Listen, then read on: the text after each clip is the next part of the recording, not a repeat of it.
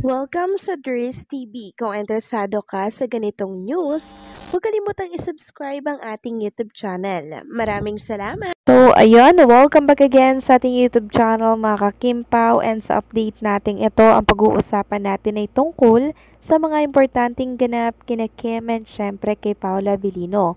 Pero bago po ang lahat, maraming salamat sa inyong patuloy na pagsuporta at pagsubaybay sa mga daily update natin. Kaya naman bilang pasalamat, narito po ang mga napili kong komento patungkol yan sa naging previous update. Unang komento mula po ito kay Ginang Norma Cole. Sabi niya, "Salamat Kim, nakaisip na rin kayo ng tama. Kailangang magka-baby na kayo para makita namin yung inyong anak. Kasi senior na kami. Sa ginawa ni Kim, walang problema. Tama, naninigurado lang si Kim.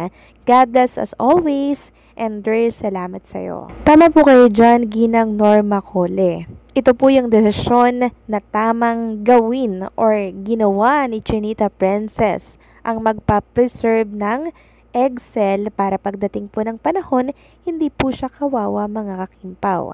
Kasi alam naman natin na nagkakaedad na po si Chinita Princess. At since pumutok nga po ang balitang yan mula po sa YouTube channel ni Audrey Diaz, meron po mga nagtatanong, bakit daw kaya mas gusto ni Kim Chiu na magpa-preserve ng egg cell gayong mas mainam daw po yung dalhin sa mismong sinapupunan ni Chinita Princess ang kanilang anak daw ni Paulo Abilino. Ano na lamang daw na magsakripisyo si Chinita Princess para maramdaman niya yung pagiging nanay niya mismo.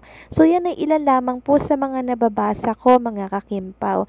Actually, naunawaan ko naman po si Kim Chiu kung bakit ginawa niya po yun. Yung paggawa niya po ng pagpapreserve ng egg cell, yun ay ano lamang po, no? Parang plan B lang kung sakaling hindi niya po maabutan mga kakimpaw yung hindi na siya mabigyan ng pagkakataong makapagbuntis, no? Kung baga parang inihahanda niya lamang po yung mga possibility na pwede po na mangyari. Pero syempre si Kim Chiu po, mas gusto niya na magbuntis. Mas gusto niyan po na dalhin sa kanyang sinapupunan ang magiging anak nila ni Paulo Abilino. Hindi naman ibig sabihin na nagpa-preserve na siya ng egg cell, ayaw niya pong magbuntis. Hindi po ganun. Yun ay ano lamang po mga kakimpaw, para lang ma-secure yung kanyang magiging anak in the future. Yun po yun. Huwag nating lagyan po ng mali siya. Okay? So maraming salamat sa komento, Ginang Norma Cole. God bless po sa inyo and pag-iingat po kayo palagi. At ang pangalawang komento naman mula po kay Ginang Luwalhati Tinedero. Sabi niya, paano kung ayaw ni Paulo ng ganon sistema ng pagbubuntis?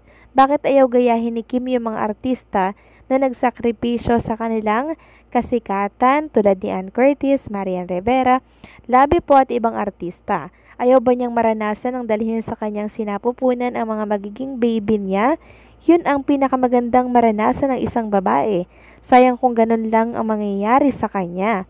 Bakit iwanan siya ni Paulo o kung sino ang mamahalin niya sa buhay? Siyempre gusto pong magbuntis ni Chinita Princess. Gusto niya pong dalhin sa sinapupunan niya mismo yung baby, yung magiging anak niya. Pero hindi po sa ngayon.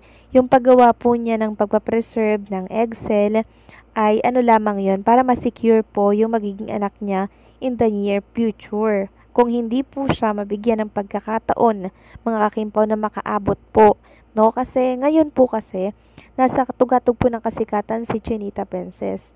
Sayang nga naman po kung masasayang po yun pag nag-anak na siya or magpakasal na siya mga kakimpaw. Kung baga parang lumalamya na po yung karera mga kakimpaw. So habang nasa tugatog po ng tagumpay si Kim Chiu, susulitin niya po yun kasi hindi naman po habang buhay ay sikat po siya. Kaya ngayon, talagang for the sakripisyo po si Chinita Princess. So maraming salamat po sa komento, Luwalhati Tinedero. God bless po sa inyo and mag-iingat po kayo palagi.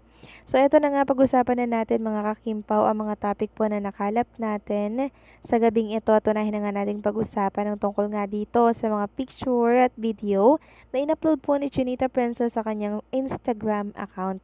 Makikita nga dito yung ilang mga picture ni Paula Abilino mga kakimpaw. super sweet nila. Napakaganda lang pong pagmasdan ng mga video at picture ni Chinita Princess na magkasama sila together. Sabi nga dito sa caption ni Kim Chiu Asap in Vancouver Crumbs, the fall season made us fall even more in love with our kababayan who came to watch our 2 shows. Maraming salamat po sa lahat ng pumunta at sa lahat ng nag-enjoy. We love you all. Watch the 4th part of our show as of official starting tomorrow po yan, 12 noon. Ayan, mapapanood nyo po yung kanilang naging performance doon. Then, nag-comment dito si Darren. Sabi po ni Darren, namumukadkad ang rosas mo, bestie. So, marami nga po nagtatanong na paki-explain, Darren, ano ba yung ibig sabihin mo dito sa namumukadkad ang bulaklak ni Chinita Princess? Namumukadkad ang rosas ni Chinita Princess. Baka si mamali daw po sila ng interpretasyon dito po sa sinabi ni Darren. Kasi po, yung suot pong palda po ni Chinita Princess ay mga roses. So, siguro yun po yung ibig sabihin dito ni Darren na namumukadkad ang rosas mo. Grabe, no? Baka iba yung iniisip niya dyan, mga kakimpaw, ha? Huwag ganun. Samantalang next topic naman tayo, pag-usapan natin ang tungkol nga dito sa ex ni Chinita Princess na kung saan ay bukas daw po para makatrabaho pa si Chinita Princess. Sus Mio, marimar na siyang inalmahan po ng mga Kim Pao fans. Kasi si Kim Chiu po, grabe po yung naging sakripisyo niya dito, mga Kim Pao, sa relationship nila. Tapos niloko siya, tapos ngayon babalik para makatrabaho, no? So, hindi po gugustuhin siguro ni Chinita Princess na makatrabaho pa po ang taong gumagos sa kanya. 'Di ba? Sabi nga po ng isang Kim Pao fans dito, ang tanong, willing ba si Kim na makapartner ang ex niya, particularly si Yan?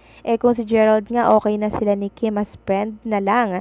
Hindi pa nakapartner ulit si Kim Siya pa kaya? Saka hindi na magandang tingnan kahit anong gawin niya, may bago ng partner si Kim on and off screen, wag nang sirain pa. Masaya si Kim ngayon sa piling ni Pao.